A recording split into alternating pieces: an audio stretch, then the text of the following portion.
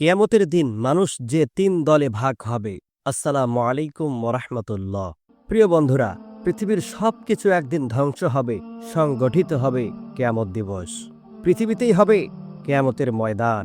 এ সম্পর্কে কোরআনে এসেছে, বিচার দিবসে আল্লাহ জমিনকে এমন সমতল মসৃণ ধূসর ময়দানে পরিণত করবেন যে তুমি তাতে কোনো বক্রতা ও উচ্চতা দেখতে পাবে না। সূরা তাহা আয়াত ১০৬ থেকে ১০৭। হাদিসের ভাষ্য মতে পৃথিবীর উপরিভাগে একটি চাদর রয়েছে, একে পার্শ্ব ধরে টান দেওয়া হবে, ফলে গাছপালা, পাহাড় পর্বত সাগরে পতিত হবে, এরপর সমতল হয়ে যাবে। আল্লাহ তাআলা কোরআনে ইরশাদ করেন, আর আমি জমিনের উপরিভাগকে বিচার দিবসে উদ্ভিদ শূন্য মাটিতে পরিণত করে দিব। সূরা কাহাফ আয়াত ৮। সম্মানিত মুসলিম মিল্লাত, কিয়ামতের ময়দানে সূর্য মানুষের এত কাছাকাছি চলে আসবে যে কেউ কেউ নিজের ঘামের মধ্যে হাবুডুবু খাবে। হযরত আবু হুরাইরা রাদিয়াল্লাহু তাআলা আনহু থেকে বর্ণিত, রাসূল সাল্লাল্লাহু আলাইহি ওয়াসাল্লাম বলেছেন, কিয়ামতের দিন মানুষের ঘাম ঝরবে, এমনকি তাদের ঘাম জমিনে ৭০ হাত পর্যন্ত ছড়িয়ে পড়বে। আল্লাহু আকবার। এবং তাদের মুখ পর্যন্ত ঘামে ডুবে যাবে, এমনকি কান পর্যন্ত। সহিহ বুখারী হাদিস ৬৫৩২।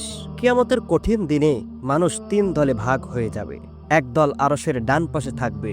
তারা আদি পিতা হযরত আদম আলাইহিস সালাতু ওয়াস সালামের ডান পাশ থেকে সৃষ্টি হয়েছিল এবং তাদের আমলনামা তাদের ডান হাতে দেওয়া হবে। তারা সবাই জান্নাতি।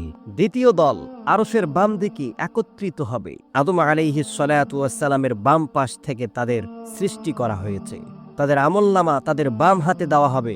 তারা সবাই হবে জাহান্নামী। তৃতীয় দল হবে অগ্রবর্তীদের দল। তারা আরশের অধিপতির সামনে বিশেষ নৈকট্যের আসনে থাকবে।